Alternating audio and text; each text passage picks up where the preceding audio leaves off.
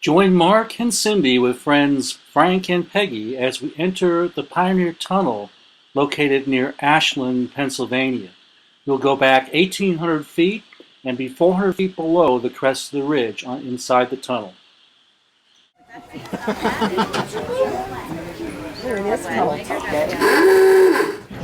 Oh, we're coming this way. I'm just asking Peggy to put her hands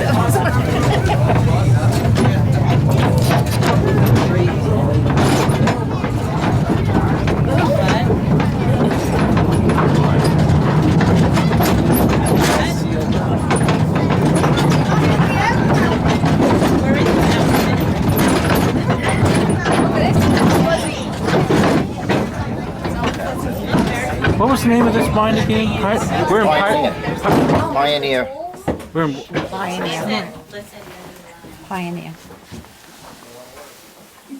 Look at the old pick and shovel in there. Now guys, this old mine we're in was formerly owned by the Philadelphia and Reading Coal and Iron Company. The section of the mine we'll tour today worked from 1911 to 1931. Shut down in the early 30s during the Great Depression. Then it was reopened in 1962 as a tourist attraction. When it was in full production, the mine employed about 40 men, but they produced about 400 tons of coal daily. What we're in here is an old rock tunnel. The tunnel is cut right to the side of the mountain, right to the solid rock going from north to south, because veins of coal run east to west. So they know if they start on one end of the mountain and came through this whole mountain, if it was in here, they were going to hit it. And they hit 10 veins of coal along the way. This is the most important one right behind us here. It's the Mammoth vein of coal. Largest vein of anthracite coal in the world. 50 foot thick right here, actually. Wow. Now guys, the veins of coal off of this main tunnel, they run for 40 miles east and west through these mountains. The passageways that follow the veins through the mountain, we call them gangways. I'll move the cars into the end. We'll take a walk down a couple of gangways. You guys will get a look at it now. We can buy it. I'm soaking.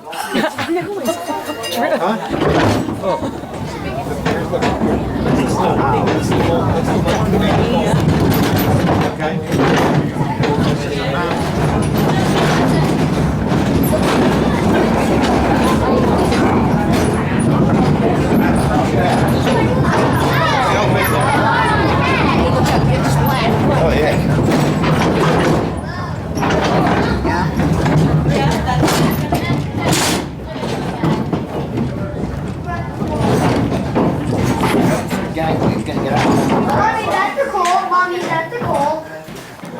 Now guys, we're going to leave the cars, go for a little walk. I'll let you out, watch your head and step, but make sure you take all your personal belongings with you, because these cars are going to be leaving the mine while we're in here. So don't leave anything lay behind, guys. Okay, guys. Right here, my light's on a little vein of coal right here. Surely isn't anything like that mammoth vein we've seen out there, but gives you a good idea here how the coal runs. That rock right there, my light is on top rock, down here the bottom rock, in between the two straps of rock raised coal. Now, if you follow my light up, you can see it running up on a steep 60-degree pitch. The coal will follow that steep pitch. It goes for 400 foot right to the surface of the mountain. Comes outside on the surface of the mountain as a black sandy dirt, what we call house rock. So as far back as when the Indians were roaming over the mountains, they seen the black dirt. They just didn't realize at that time that it does burn. Now, where we're standing here is called the gangway. We're standing right inside of the vein of coal right here. The miners took the coal away, creating this passageway we call a gangway. Underneath the stones on the floor is where the rails are. This is where the mules bring empty coal cars in. You park your empty coal cars on the gangway, and you mine uphill, following the veins up on that steep pitch. When the coal is dynamited up the chutes, it comes down the chutes and goes right in the car by gravity alone, no machinery needed. Wow. Now, everybody try to take a look up here, guys. This is the pitch the coal runs on. This is the pitch you're working on. Try to get on an angle there, guys, so you can see up there a little bit better, guys. Okay? Amazing, huh? Yeah. Now, guys, over here some fossils. Ferns and tree leaves and tree bark. There's some more fossils in the case there. Fossils are the imprint left in stone, so that's how we use to determine how old the coal is and how it got here.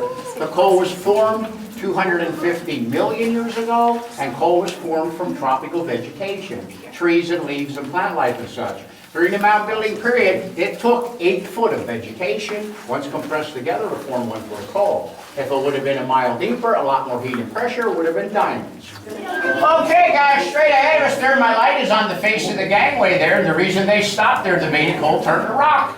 That should be a nice shiny 7 foot of coal right there we should be looking at. If it was, this gangway would have continued on for a mile through the mountain. Now guys, when they stopped here, they had no idea of knowing how far they would have to go before the vein straightens itself out, whether it was 10 feet or 100 feet. Now today, I know where this vein of coal is about a quarter of a mile ahead of us here. The coal is 7 foot thick there and it's beautiful. So somewhere ahead of us here, it does straighten itself out. All the timber in the mine is hardwoods. White oak is the preferred wood. They last 25, 30 years in here. Every winter, so many are picked out or replaced. On the ceiling, that's a more modern way of doing it. That's a roof bolt. That's an 8-foot-long bolt anchored up into the ceiling for support while that mine subsides. Methane gas, I told you that coal was formed from trees and leaves and vegetation. When it was being formed, when the vegetation decayed, it formed gas, methane. Back in the old days, miners relied on canaries to make tests for methane gas. Miners chose canaries. Canaries require more oxygen to survive than any other animal, so they would detect it the fastest.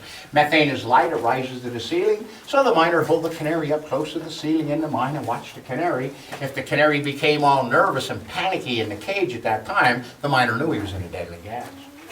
And if you look up here, it's 50 degrees. Now the 50 degrees didn't bother the mules. They were used to it. They lived in the mine. Let's take a walk over here by the mule stable, guys. The same company owned this mine just a few miles to the west of us here. They had another mine employing 1,000 men. They had 30 mules living in that mine.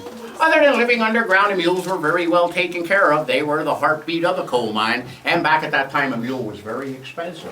One cost about $200, so that was a lot of money. If a miner was caught abusing one, well, he lost his job right on the spot, and he'd be blackballed. He wouldn't find work anywhere. Now, guys, a mule is a big, strong, rugged animal, more sure-footed and stronger than a horse. They didn't call it near as easy, so they were much more stable. That's why mules were used rather than horses. A lot of the mules would go blind for being in the darkness all the time, though. But they could be stubborn as well. Lots of guys were kicked by mules. By the way, for the ones watching the video, the camera's not broken. Hey! I only had to go on fishing well. Oh my gosh. That was cool. That was nice.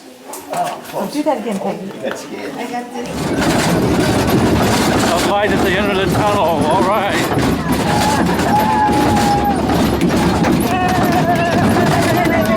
We got us out, we'll survive! Thank God. It was immeasurable. Oh, that was cool. It was cool. Did you like that, Cindy? Yeah. We made it. I don't know again. I like when he went fast.